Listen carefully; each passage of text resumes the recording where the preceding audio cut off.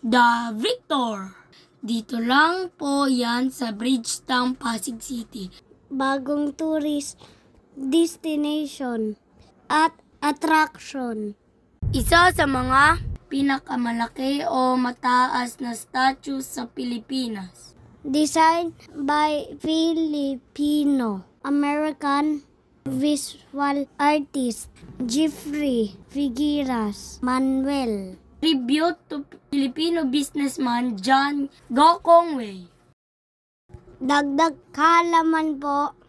Ang Bridgetown ay isang mixed-use township at business park na may border ang Pasig City at Quezon City. Ang land developer ng Bridgetown At nagpatayo nitong The Victor ay ang Robinsons Land Corporation. a subsidiary of JG Summit Holdings.